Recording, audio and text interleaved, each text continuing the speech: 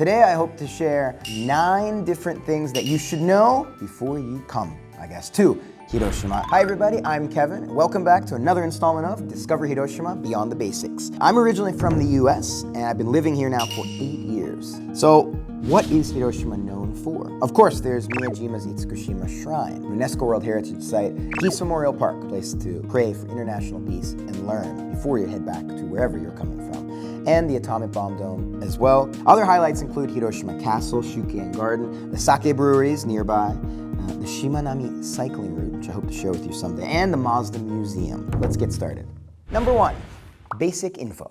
So let's start with some basic info about Hiroshima. Hiroshima has about 2.7 million people. That would be Hiroshima Prefecture. Now, for comparison, my hometown state of Pennsylvania, similar akin to Hiroshima Prefecture, is about 12 million, and Tokyo is about 14.2 million. Hiroshima just feels right to me in that way. Of the 47 prefectures in Japan, Hiroshima ranks the 12th most populous and the 11th largest in terms of area at 8,479 square kilometers. Hiroshima has beautiful mountains over a kilometer tall, juxtaposed with the Seto Inland Sea, the various beautiful islands in the warm, calm waters here. In the city center, it's very easy to get around, quite flat, easy to drive, of course, and my personal favorite, to cycle or walk, whether you're visiting or living here.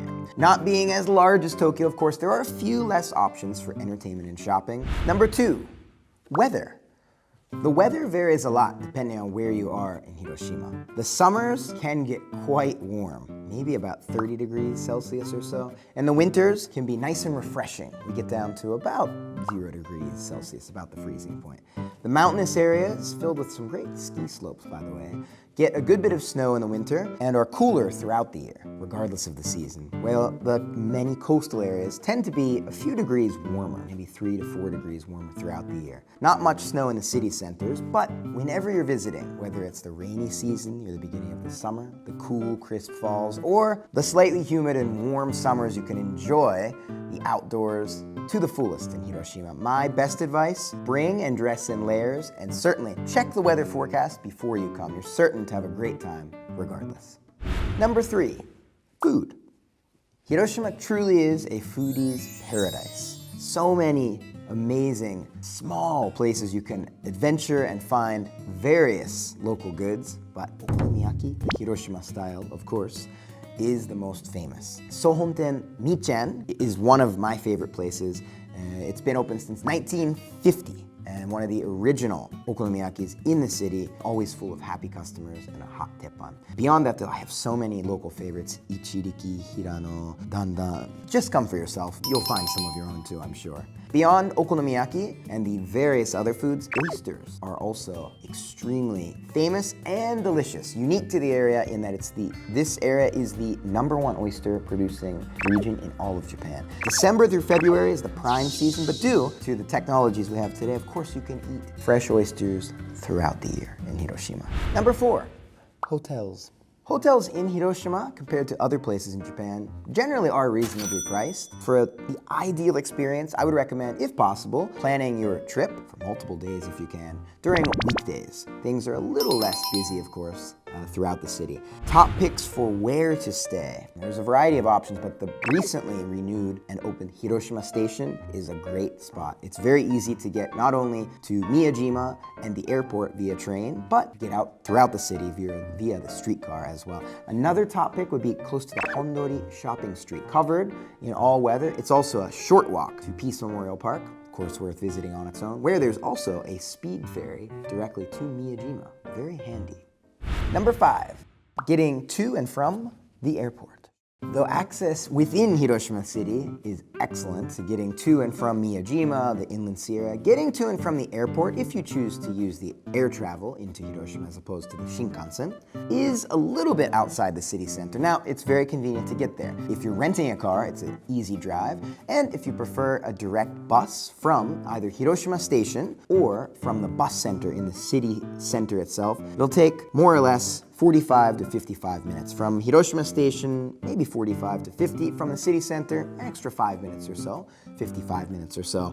The fare is 1,500 yen one way, very reasonable price. An easy ride. Sit back, relax, and you'll be wings up before you know it. Number 6, getting around the city. Hiroshima's iconic streetcars have been up and running throughout the city center since 1912. Today, an expansive network connects everywhere from Hiroshima Station to Miyajima-guchi, the mainland equivalent of Miyajima, and everywhere in between.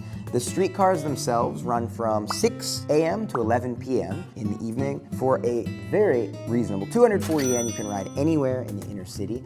A full day pass, getting on and off as much as you like, is only 700 yen. Beyond that, there are many buses, but one I'd recommend is the Maple Loop bus. It connects sightseeing spots and museums with 3 different convenient routes. This runs from more or less 9 a.m. in the morning to 6:30 p.m. at night. There's also free Wi-Fi. A single ride will cost you 240 yen, and a day pass, 600 yen. Get on and off as much as you like. I highly recommend this. In addition, you can buy a wonderful pass connecting the streetcars, the Maple Loop and other buses, and the ferry from Miyajima-guchi to Miyajima Island for only 1,000 yen for a day or 1,500 for a 2-day period. Now that is a bargain. In addition, you have a very flat area in Hiroshima. It's very walkable and bikeable as well. If you're taking public transportation, if possible, I'd recommend trying to avoid the busy peak times, rush hour, maybe 7 to 8 in the morning, anywhere from 4 to 7 at night. Number 7, Hondori Shopping Street.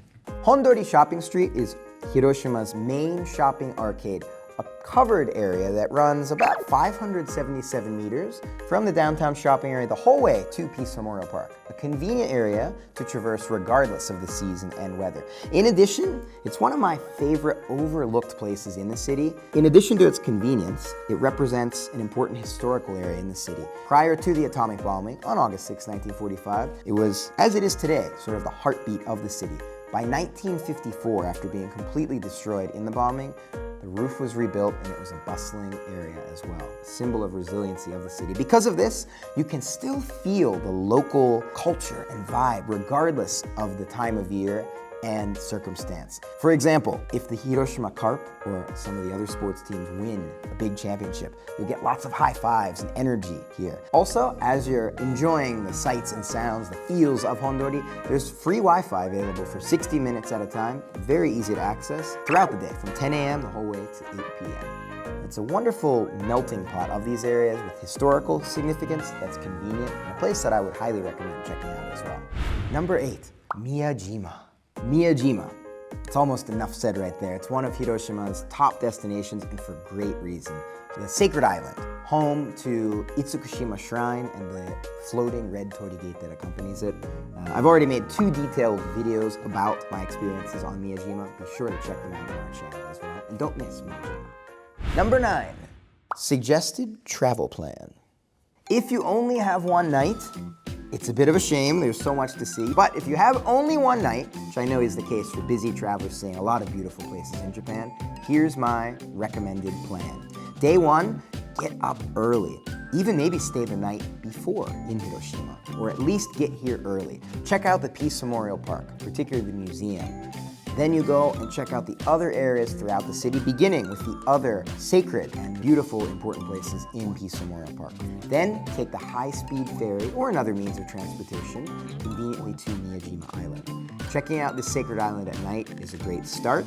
Staying overnight is amazing, and the next morning, getting up early for day 2 is the best part.